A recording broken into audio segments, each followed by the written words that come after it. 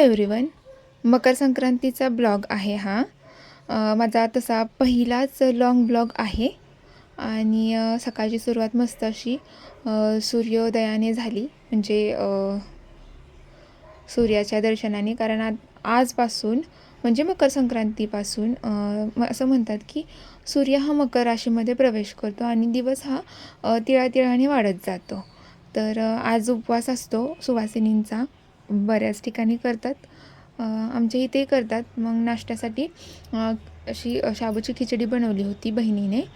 Actually आज ओवसायला जातात तर नेहमी लवकर जातात, पण आज जे होतं तर ते 3 नंतरनं असं होतं. मग चहा वगैरे घेतला, नाश्ता वगैरे झाल्यानंतरनं, आणि मला जरा गावात जायचं होतं कारण मम्मीसाठी थोडं सामान होतं ते आणायचं होतं.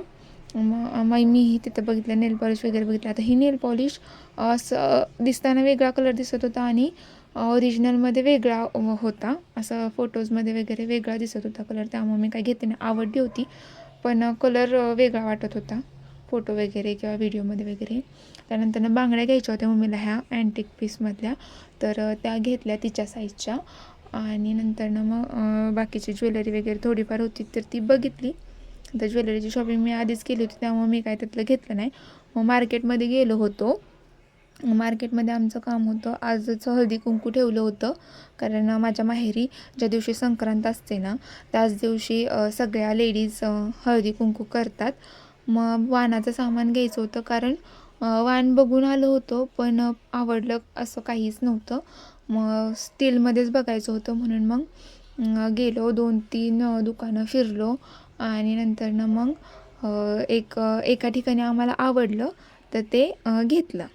आता आम्हाला घ्यायचं होतं वेगळं, पण ते काय आमच्या बजेटमध्येही बसत नव्हतं आणि जसं हवं तसं मिळतही नव्हतं. म्हणून मग घेतलं जे बजेटमध्ये पण बसलं आणि तिथे गेल्यानंतर आम्हाला आवडलं पण. त्याचबरोबर चुडे घालतात ना संक्रांतीला, तर ते घेतले.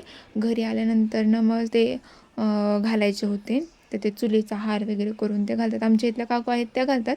ATMमधून पैसे काढायचे होते, बरेच दिवसापासून चाललेलं माझं ते करायचं होतं. मग ते फायनली केलं कारण वाटेतच ATM होतं. मग मस्त असं आवरली, गजरे वगैरे घेऊन आले होते, ते वेअर केले, चुडा पण घालून आले आणि नंतरनं मग साडी ड्रेप वगैरे केली, स्वतःचं आवरलं, मेकअप वगैरे केला आणि हे ओसायचं ताट.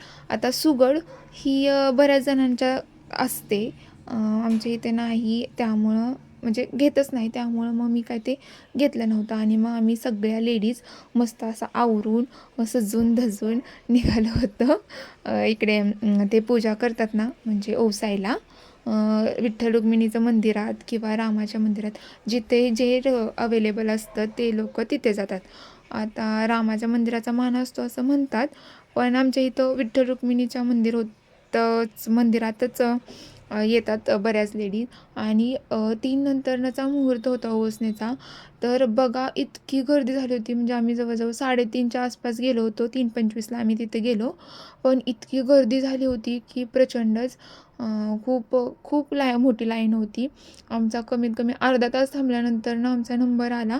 मग मी आणि मम्मीने असं ओवसून घेतलं. तिथं ते विठ्ठल रुक्मिणीला हळदी कुंकू लावून ओवसतात, ज्या पण काय बोलतात त्याला, सॉरी ते आठवत नाही आता, पण ते ओवसलं. ओवसा, हां, ओवसा जो काही त्याच्यामध्ये जे आपण खिंगट बनवतो त्याच्यात सगळं असतं, ऊस म्हणा, शेंगा, बोरं वगैरे सगळं असतं. मग ते ओवसलं आणि तिथून मग आम्ही निघालो पुढे पण एक मंदिर होतं तिथं, म्हणजे गणपतीचं मंदिर आहे. गणपतीचं मंदिर आणि परत महादेवाचं हे आहे, तिथंही ओवसलं, पण तिथली काही क्लिप घेतली नाही. आणि हे असं तिथं जो ओवसा असतो ना तर तो घ्यायचा असतो, तर तो घेतला. आणि 5 सुवासिनी असतात, त्या सुवासिनींना पण आपण हळदी कुंकू लावून तो ओवसा ओवसायचा असतो, असं ते काही बोलतात, रामाचा ओवसा, सीतेचा ओवसा असं बोलतात. मिस्टरांचं नाव घेतात, नाव वगैरे घेण्याचं पण भरपूर असतं. मग माझी मम्मा ओवसत होती तर लेडीजला, मीही ओवसलं, पण ती काही क्लिप मी घेतली नाही कारण व्हिडिओज काढला नाही. मग मम्माचा मी काढला आणि तिने असं 5 बायकांना वगैरे केलं, पण एवढ्या जणांचा नाही घेतला. आणि नंतरनं मग मी आणि मम्मा आणि आमच्या इथल्या ज्या लेडीज होत्या, काकू वगैरे, त्या सगळ्या घरी निघालो. घरी आल्यानंतरनं जो उपवास धरला होता दिवसभराचा, तर तो आम्ही लिटरली 4:30 वाजता सोडला. तिथून आल्यानंतरनं 4:30-5 वाजले आम्हाला. तर त्याच्यामध्ये मम्मीने मस्त अशी पुरणाची पोळी, पापड, हे नाचणीचे आणि उडदाचे पापड होते, मस्त अशी झणझणीत कठाची आमटी, भात, भजी असं बनवलं होतं.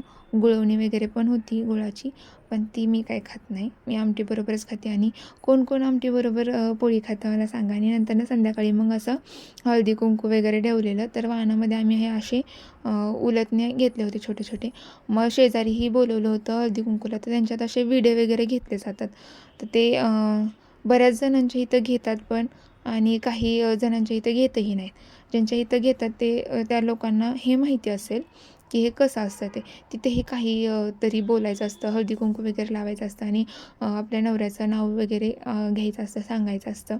मग असं मम्मीनी पण केलं आणि मी देखील केलं. म्हणजे ते त्या काकूंनी सांगितलं तसं तसं बनवलं. आणि नंतरनं मग हळदी कुंकूचं वाहन वगैरे, आता बऱ्याचशा लेडीज होत्या तर त्या काय व्हिडिओमध्ये येण्यासाठी तयार नव्हत्या. मग ह्या काकूंचा फक्त फेस न दाखवताच घेतला, आणि मला हे असं भरपूर असं वाहनाचं सामान वगैरे मिळालं. चला, आता जास्त व्हिडिओ लॉंग न करता मी इथेच संपवते हा व्हिडिओ. आणि हे जे काय मला मिळालेलं सामान आहे ते बघा. आणि भेटूयात आपण पुन्हा नेक्स्ट ब्लॉगमध्ये. तोपर्यंत बाय. काळजी घ्या. Take care.